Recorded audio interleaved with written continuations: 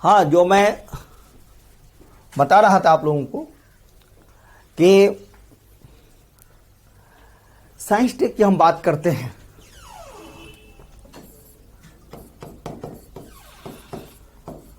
Science tech की बात करते हैं। प्राचीन भारत,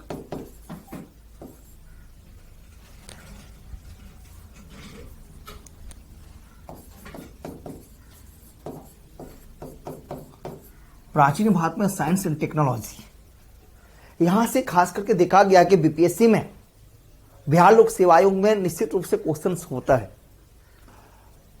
और खास करके मैं एक बाद में कंक्लूड करूंगा आप लोगों को कहां कहां से निश्चित रूप से क्वेश्चन होता ही है।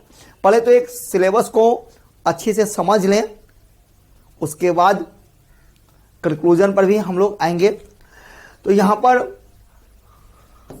खास करके इंडस वैली सिविलाइजेशन, सिंधु घाटी सभ्यता, विज्ञान प्रौद्योगिकी, कांसे का प्रयोग हुआ था। आप देख रहे हैं ब्रॉन्ज के डांसिंग गर्ल के मूर्तियां हमें प्राप्त है।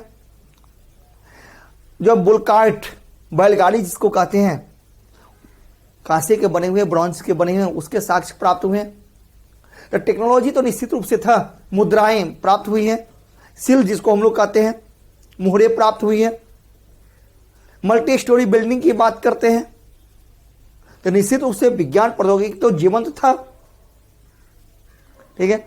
और आगे उसके बाद वैदिक एज में साइंस टेक्नोलॉजी, वैदिक युगीन विज्ञान एवं प्रौद्योगिकी की हम बात करें, निश्चित रूप से वैदिक एज में हम बात करते हैं विज्ञान में किसका, सुलभ सूत्र, बिल्कुल गणित, मैथमेटिकल फॉर्मूला, इसको भी पढ़ेंगे, इसको भी हमें मेंशन करने की आवश्यकता है। अब आगे बढ़ते हुए हम देखें कि 6th सेंचुरी बीसी में जो भारत में खास करके मगध के क्षेत्रों में विज्ञान प्रौद्योगिकी का विकास हुआ, यानी आयरन, उसके बारे में यहां पर पढ़ेंगे, उसको मेंशन करने की आवश्यकता ही होती है। Next Mauryan science tech, Gupta science tech, हाँ बीच में लेटर मौर्यन के समय में जो विज्ञान प्रौद्योगिकी का विकास हुआ था उसको भी पढ़ेंगे, गुप्त काल और लेटर गुप्ता पीरियड्स, यानी सभी को हमें कवर करने की आवश्यकता हो जाती है। डन। और लास्ट में देखें प्राचीन भारत में, यानी कला एवं वास्तुकला से बीपीएससी मेंस में चाहे वह ऑप्शनल सब्जेक्ट हो और प्लस जीएस फर्स्ट पेपर हो, दोनों से यहां पर क्वेश्चन कवर होता है, निश्चित रूप से क्वेश्चन कवर होता है। दोस्त, मैंने क्या कहा हमेशा कि सिलेबस को अच्छे से समझना है, मूल्यांकन करना है, तब उसमें आपको रुचियां पैदा होगी। जब तक आप किसी चीज में रुचियां पैदा नहीं करोगे, बेहतर नहीं होगा। मेरा उद्देश्य रिजल्ट ओरिएंटेड और कुछ भी नहीं। बड़ी बड़ी बातें मुझे करना नहीं आता है, बड़ी बड़ी बातें करूंगा भी नहीं। मैं रियलिटी में विश्वास करता हूं, वास्तविकता में जीता हूं, और हमें जीना भी चाहिए। तो ये इतिहास कहता है क्या, खासकर कला एवं वास्तुकला, तो आप बीपीएससी ऑप्शनल पेपर देते हो या जीएस का पेपर देते हो, दोनों में आपके लिए पूरे पूरे उपयोगी है। जब हम कला वास्तुकला की बात करते हैं, तो हम लेते हैं कला वास्तुकला में सिंधु घाटी सभ्यता, ठीक है। उसके आगे बढ़ते हुए कला वास्तुकला में हम लेंगे मौर्य कला, मौर्यन आर्ट, लेटर मौर्यन कला, जिसमें खास करके वास्तुकला की जो बातें हैं, शैली की जो बातें हैं, नागर शैली, बेसर शैली, द्रविड़ शैली की हम बात करते हैं। नागर शैली, बेसर शैली और द्रविड़ शैली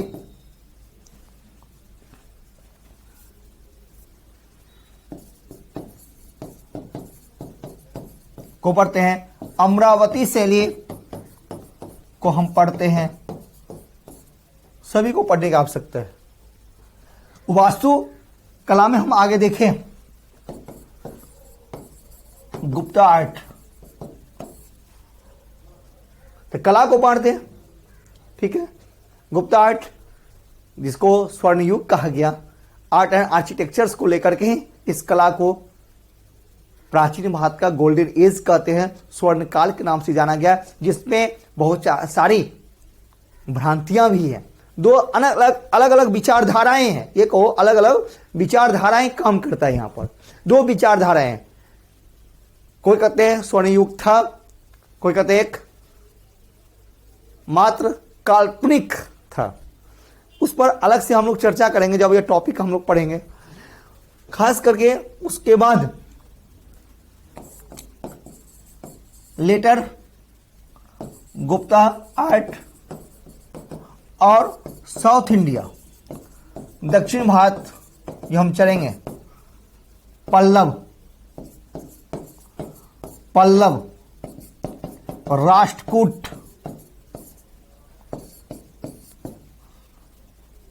पल्लव राष्ट्रकूट जो कला संस्कृति के लिए ही जाना जाता है, जिसमें इनका ग्रेट अचीवमेंट्स हैं, बहुत बड़ी उपलब्धियां हैं, जिसको हमें पढ़ने की आवश्यकता है। सारा कुछ कवर करें। उसी प्रकार से मूर्ति निर्माण कला, देखिए स्थापत्य कला, देखिए मूर्ति निर्माण कला,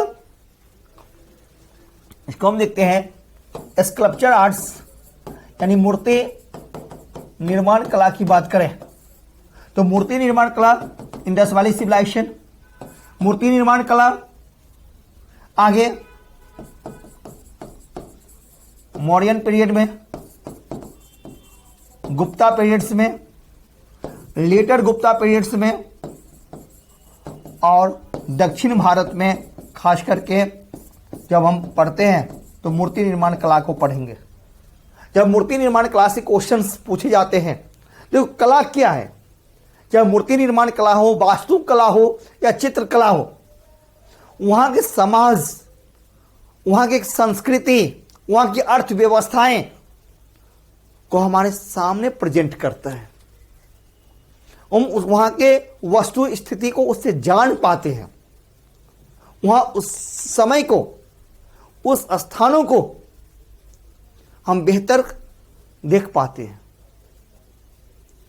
मैंने क्या कहा, क्या मेंस देने जा रहे हो, रटंत विद्या नहीं, रटोगे आपने किसी बुक से पढ़ लिया,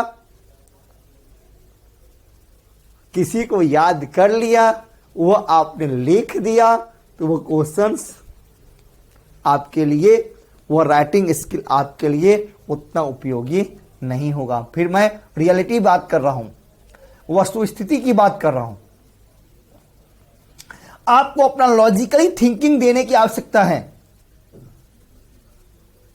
मीन्स वो डिमांड करता है, क्योंकि आप प्रशासनिक अधिकारी बनने जा रहे हो, आपकी विचारधाराएं वहां काम करता है। क्योंकि कहा जाता है कि रियलिटी है, जो हम थिंकिंग करते हैं वह लिखते भी हैं। तो रटंत विद्या नहीं, रटने वाली बात छोड़ दो, अब समझने की बात प्रयास करें, जीने की प्रयास करें, जो आपके मेंस के लिए उपयोगी साबित होगा। आप रैंक होल्डर बनोगे, टॉपर बन जाओगे इतिहास विषय को लेकर के। चाहे बिहार पीसीएस दो या यूपीएससी दो या स्टेट पीसीएस कोई भी अदर्स दे, आप टॉपर बन जाएंगे, मेरा गारंटी है, गारंटी के साथ मैं बोल रहा हूं। क्योंकि हमें मेंस में लॉजिकली थिंकिंग की आवश्यकता है। मैंने क्या कहा, कला, चाहे वो वास्तु कला हो, मूर्ति निर्माण कला हो या चित्रकला हो, जो बहुत बड़ा संवाद करता है हमारे साथ। क्या संवाद करता है? समय की संवाद करता है, समाज की संवाद करता है, वहां की अर्थव्यवस्था की संवाद करता है, वहां के रीति रिवाजों की संवाद करता है, वहां के रहन सहन की संवाद करता है। और उस आधार पर हम उसका मूल्यांकन कर सकते हैं, उसको बेहतर तरीके से लिख सकते हैं, जिसकी आवश्यकता हमें है। ये कहता, मैं अपना अनुभव आपके साथ शेयर कर रहा हूं। आप कहीं से याद कर लिया, रट्टा मार लिया, लिख दिया, कुछ नहीं। मैंने क्या कहा था, डिवोटी होना पड़ेगा। प्यार करते हो तो अच्छे से प्यार करना होगा, ईमानदारी से प्यार करना होगा। यदि ईमानदारी से नहीं दिखाओगे तो प्यार का लाभ नहीं हो मिल पाता है। तो ठीक है, तो अब मूर्ति निर्माण कला हमने देखा। मूर्ति निर्माण कला की हम जब बात करते हैं तो इंडस वैली सिविलाइजेशन से भी इसके साक्ष्य प्राप्त है।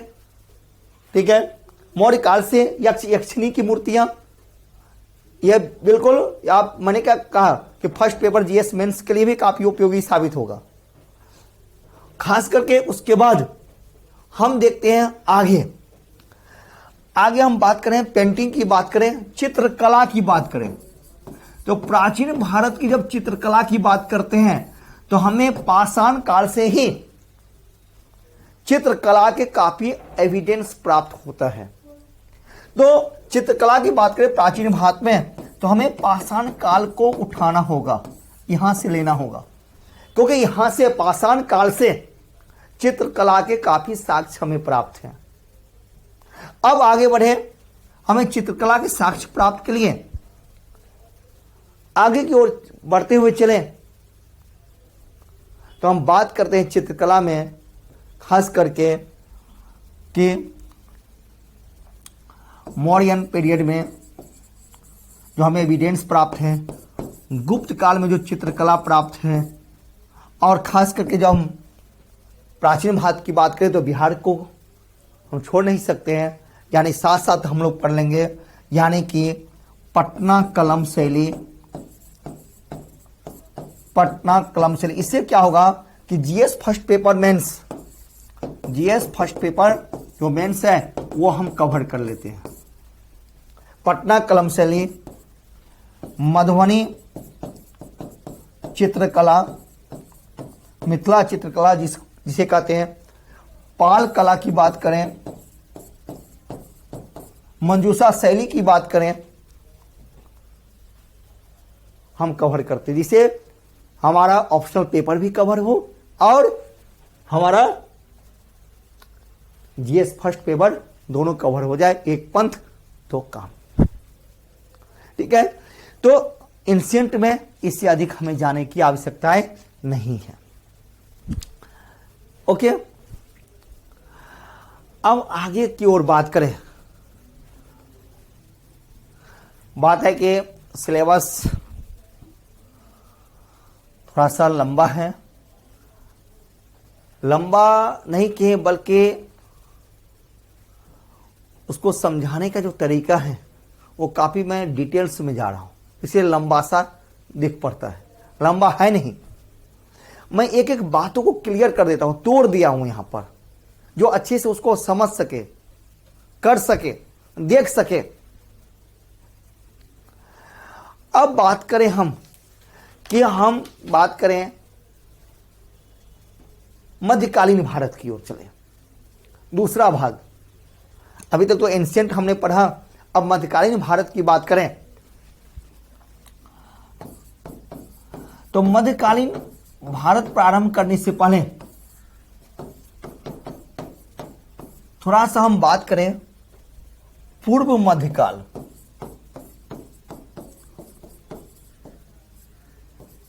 पूर्व मध्यकाल जो 750 ईस्वी से लेकर के 1200 ईस्वी का इंडिया है।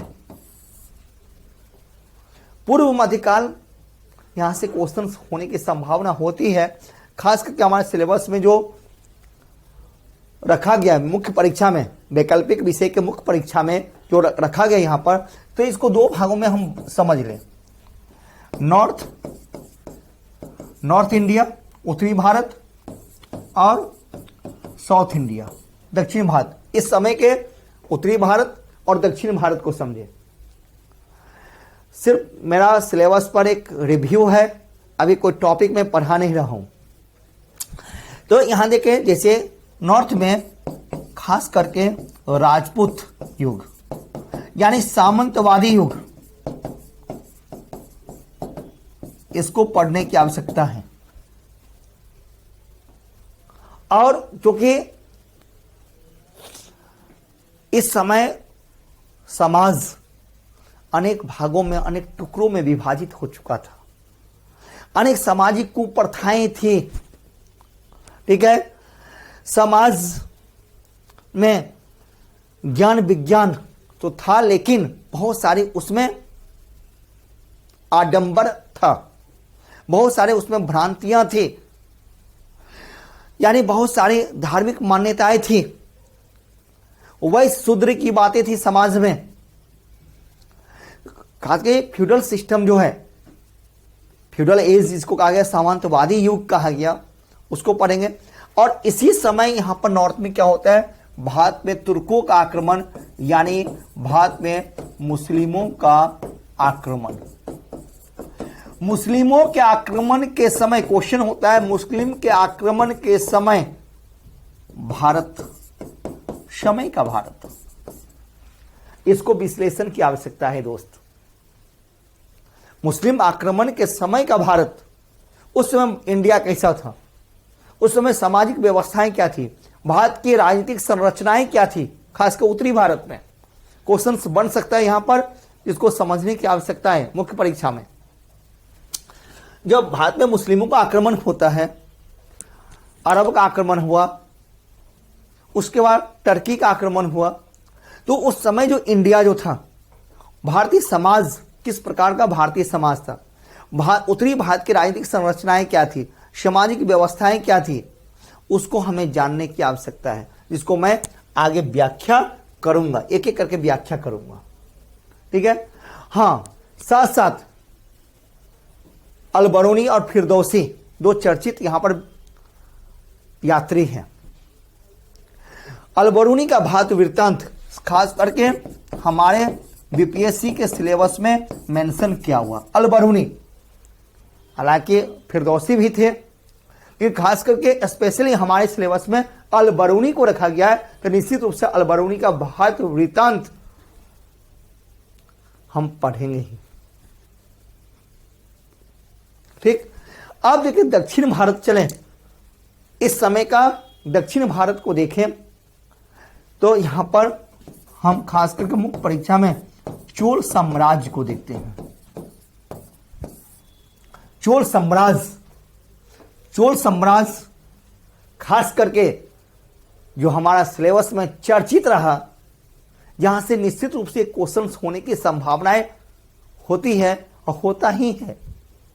इस पार्ट को हम नजरअंदाज नहीं कर सकते हैं। यहां से दक्षिण भारत पढ़ें इस समय, तो इसको जानना समझना काफी अनिवार्य है मुख्य परीक्षा में। खास करके चोल समाज के स्थानीय प्रशासन को जानना काफी जरूरी है।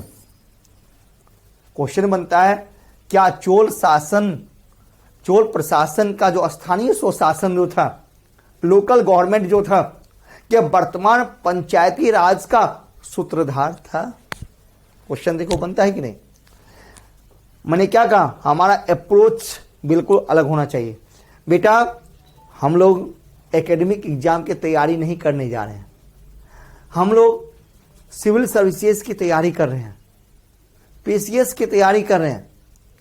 तो हमारा अप्रोच भी बिल्कुल अलग होना चाहिए, प्रशासनिक होना चाहिए। जैसे मैंने क्या कहा कि चोल प्रशासन का जो स्थानीय स्वशासन था, चोल का जो स्थानीय स्वशासन था, क्या वर्तमान पंचायती राज का सूत्रधार था? मूल्यांकन करें या तुलना करें, स्पष्ट करें, ठीक है। अब यहां पर क्वेश्चंस के नेचर को समझने की आवश्यकता है। तुलनात्मक है, चोल काल, चोल साम्राज्य का स्थानीय स्वशासन, अब वर्तमान पंचायती राज, दोनों को यहां पर जोड़ने की आवश्यकता है। अप्रोच चेंज होगा, लिखने का तरीका अलग होगा, बिल्कुल डिफरेंट होगा। ठीक, जिसको मैं बताऊंगा जब सिलेबस से स्टार्ट करूंगा टॉपिक, एक एक करके मैं सभी पर डिस्कस करूंगा आपके साथ, कैसे लिखें, राइटिंग स्किल को कैसे बेहतर करें, और खास के साथ साथ समाज को पढ़ना है, राजनीति को पढ़ना है, यहाँ के संस्कृति को पढ़ना है, यहाँ के कला को पढ़ना है, यहाँ के वास्तु कला को भी पढ़ना है। बृहदेश्वर मंदिर, राजराजेश्वर टेम्पल चोल काल का प्रसिद्ध टेम्पल माना जाता है, चोल साम्राज्य का। चर्चा हम लोग आगे करेंगे। अब आगे पढ़ें, मध्यकालीन भारत में हम देखते हैं सिलेबस को आगे करते हुए एक जनरल रिव्यू है, हम लोग पढ़े। अब दिल्ली सल्तनत की बात करते हैं। दिल्ली सल्तनत 1206 ईस्वी से लेकर के 1526 ईस्वी का भारत। अब मुख्य परीक्षा में यहां से एक क्वेश्चन, दो क्वेश्चन बनता है, इसको यहां पर रख सकते हैं हम। अब इसको भी हम दो भागों में बांट के देखें। मैं सिलेबस को काफी इजी बना रहा हूं, आसान बना रहा हूं, जो आपके लिए काफी आसान हो। ओके, एक फिर चले नॉर्थ इंडिया और साउथ इंडिया, अलग अलग बांट करके आप पढ़ें और देखें। फिर यहां पर एक देखेंगे दिल्ली सल्तनत के समय, दिल्ली सल्तनत के स्थापना के समय, इस समय का उत्तरी भारत, इस समय का उत्तरी भारत कैसा था। ठीक है, हम दिल्ली सल्तनत के फाउंडेशन को भी पढ़ेंगे और साथ साथ उत्तरी भारत की क्या स्थिति थी, तुर्क आक्रमण के समय यहां पर भारत कैसा था, खासकर उत्तरी भारत कैसा था, उसको भी हम देखेंगे। क्योंकि उस समय राजपूत समाज था, सामंतवादी व्यवस्थाएं थी। ठीक है, समाज अनेक वर्ण अनेक जातियों में विभाजित था, स्त्रियों का क्या कंडीशन था, सभी को हमें समझने और पढ़ने की आवश्यकता है। खास करके आगे हम बात करते हैं अलाउद्दीन खिलजी, खिलजी क्रांति इसको कहा गया, यानी अलाउद्दीन खिलजी। यहां से क्वेश्चंस बनता है, खासकर उसका बाजार नियंत्रण नीति, ये पूछा हुआ क्वेश्चन है, प्रीवियस ईयर क्वेश्चन मेंस में पूछा हुआ, इसको हमें देखने की आवश्यकता है। एमबीटी मोहम्मद बिन तुगलक, मोहम्मद बिन तुगलक की नीतियां, जो असफल नीतियां रही, जिनके कारण मोहम्मद बिन तुगलक की आलोचनाएं की जाती है। और इस समय जो भारत में जो विदेशी यात्री आए, इनके दरबार में भी आए, उसको भी थोड़ा देख लें। वो कौन है? इब्न बतूता को हमें पढ़ने और समझने की आवश्यकता है। इब्न बतूता, और उसके आगे फिरोज शाह तुगलक, फिरोज तुगलक के लोक निर्माण,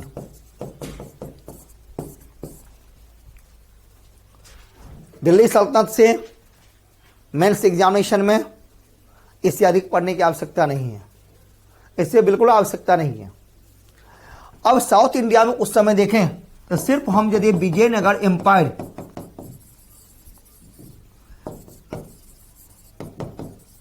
विजयनगर साम्राज्य को पढ़ लेते हैं, विजयनगर एम्पायर को हम देख लेते हैं, तो हमारा सिलेबस कवर होता है। बहमानी ठीक है, लेकिन हमें उसके पीछे नहीं भागने की जरूरत है, क्योंकि यहां से विजयनगर साम्राज्य से क्वेश्चन होने की संभावनाएं होती है। कृष्णदेवराय, तुलुप डायनेस्टी, यहां से क्वेश्चन बनता है, इस पर हम लोग चर्चा करेंगे। और इसी समय, इसी मध्य में अब देखिए भारत में भक्ति आंदोलन, भक्ति आंदोलन और सूफी, भक्ति और सूफी आंदोलन, जो भारतीय समाज को एक नई दिशाएं प्रदान किया।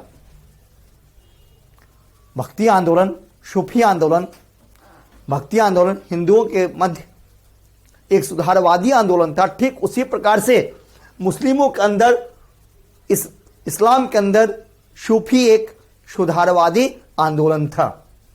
क्या ये दोनों आंदोलन भारत को एक नई दिशाएं प्रदान किया? निश्चित रूप से किया, भारत को एक नई दिशाएं प्रदान किया। देखो, जब जब समाज आउट ऑफ स्ट्रीम हुआ, यानी मेन स्ट्रीम से आउट हुआ, मेन स्ट्रीम का मतलब है मुख्य धाराओं से अलग हुई, जब समाज मुख्य धाराएं से अलग हुआ तो इन आंदोलन ने, इन सुधारवादी आंदोलन ने, धार्मिक आंदोलन ने भारत को एक नई दिशाएं प्रदान किया। चाहे वो प्राचीन काल में हो, महात्मा बुद्ध हो, महावीर जैन हो, या इस समय का भक्ति आंदोलन हो, या आगे जब हम चर्चा करेंगे, यानी 18वीं 19वीं सदी का जो पुनर्जागरण समय था, धार्मिक सुधार आंदोलन था, उन्होंने समाज को एक नई दिशाएं प्रदान किया। तो इसको पढ़ने की आवश्यकता है। भक्ति आंदोलन, जिसकी शुरुआत यहां पर हम देखते हैं कि दक्षिण भारत से होता है। तो जब हम दक्षिण भारत से भक्ति आंदोलन की बात करते हैं तो निश्चित रूप से शंकराचार्य को पढ़ने की जरूरत है। शंकराचार्य को पढ़ेंगे, शंकराचार्य के विचारों को पढ़ेंगे, उनके दर्शन को पढ़ने की आवश्यकताएं हैं, इस पर ध्यान देगा। और आगे जो भक्ति आंदोलन की बात करते हैं तो दो नाम खास क्या आता है हमारे सामने, वो है अलवार एवं नैनार संत। तो हम देखते हैं अलवार एवं नैनार संत, दोनों को हमें जानने और समझने की आवश्यकता है। अलवार संत और नैनार संत। अलवार संत जिनके द्वारा एक धार्मिक सुधार आंदोलन प्रारंभ होता है, समाज सुधार आंदोलन प्रारंभ होता है, यानी निम्न वर्गीय चेतना का नेतृत्व किया। जी, हम जब इसकी व्याख्या करते हैं, देखते हैं अलवार संत एवं नैनार संत ने निम्न वर्गीय चेतना का नेतृत्व किया, जाति प्रथा का विरोध किया, क्षेत्रीय भाषा का प्रयोग हुआ, जिससे क्षेत्रीय भाषा का भी विकास होता है। फिर बाद में यही भक्ति आंदोलन दक्षिण से उत्तर भारत पहुंचता है। मैंने कहा एक क्षेत्रीय भाषा का विकास हुआ।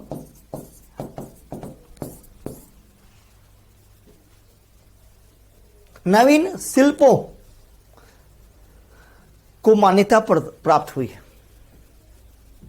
ठीक है, उसी प्रकार से सूफी आंदोलन को हमें पढ़ने की आवश्यकता है। सूफी आंदोलन, ऐसा मैंने कहा कि इस्लाम के अंदर एक सुधारवादी आंदोलन था। ठीक है, जिसमें अनेक ऑर्डर्स जिसको हम लोग कहते हैं सिलसिला को समझेंगे, पढ़ेंगे, उनके विचारों को पढ़ेंगे। ठीक है, अब इसी क्रम में आगे बढ़ते हुए सिलेबस को हम देखें।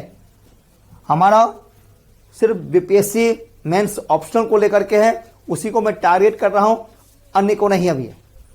अब देखते हैं मुगल एम्पायर की हम बात करें तो यानी कि 1526 से लेकर के 1707 और हो गया लेटर मुगल पीरियड, जिसको हम लोग कहते हैं उत्तर मुगल काल 1707 से 1857। लेकिन मुख्य बातें जो है इस मुगल एम्पायर को देखते हैं तो हमारा बीपीएससी का मेंस का सिलेबस, ऑप्शनल का मेंस का सिलेबस अपने आप में कवर होता है।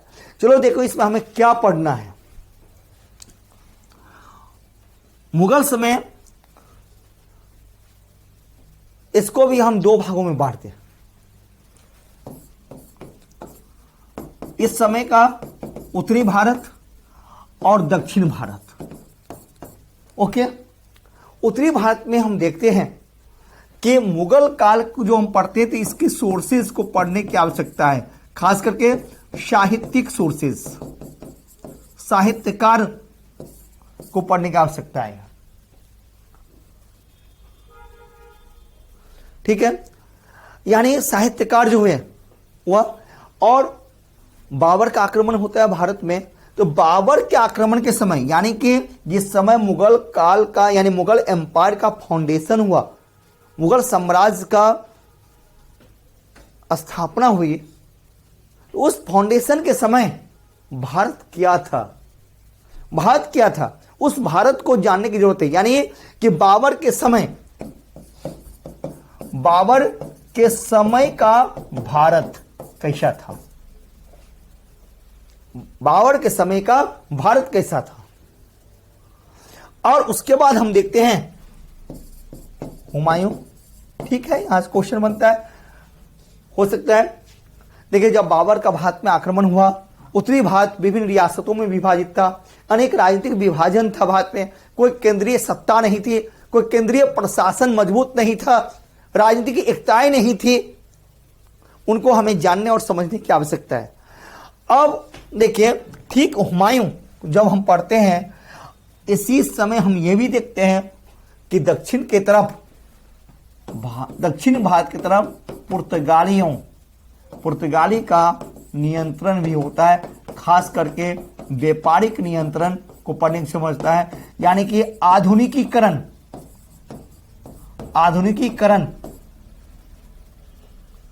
को समझने की भी आवश्यकता है। आधुनिकीकरण लाया जब यूरोपियंस आते भारत में, तो आधुनिकीकरण हुआ। लेकिन हुआ आधुनिकीकरण कहां पर दोस्त? दक्षिण भारत की तरफ। पुर्तगाली आए थे, सभी सुना होगा, पढ़ा भी होगा कि एक व्यापारिक कंपनी थी, व्यापार करने के लिए आए। ठीक है, और इनकी जो नीतियां जो थी, अपनी नीतियों के बल पर, यानी इसको कहते हैं कि नीले पानी की नीति,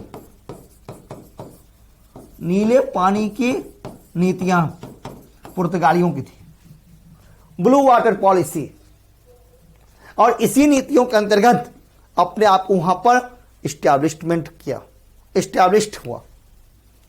तो इससे अधिक हम लोग नहीं जाएंगे। ठीक है, और उत्तरी भारत में आगे देखें, सूर साम्राज्य में खास करके सूर साम्राज्य का प्रशासन, और प्रशासन के साथ साथ हम इनके कार्यशैली को भी हम देखते हैं। यानी कि शेरशाह सूरी, कहा जाता है कि शेरशाह सूरी जो था अकबर का पूर्वगामी था। शेरशाह सूरी अकबर का पूर्वगामी था, और अकबर ने शेरशाह सूरी के नीतियों को फॉलो किया। इस पर तुलनात्मक अध्ययन करेंगे। आगे अकबर को लेते हैं। जब हम अकबर को लेते हैं, अकबर की नीतियां खास करके, ठीक है, अकबर की धार्मिक नीतियां और अकबर की राजनीतिक नीतियों को देखें, अकबर के आर्थिक नीतियां, जिसमें खास करके हम लोग पढ़ेंगे मनसबदारी व्यवस्थाएं। यदि इतना कर लेते हैं तो निश्चित रूप से यहां से क्वेश्चंस जो बनेगा हम लिख लेंगे, मेंस में लिख लेंगे, बीपीएससी ऑप्शनल में लिख लेंगे। ठीक है,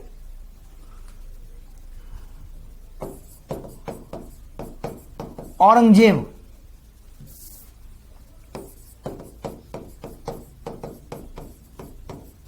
औरंगजेब की नीतियां, औरंगजेब की नीतियां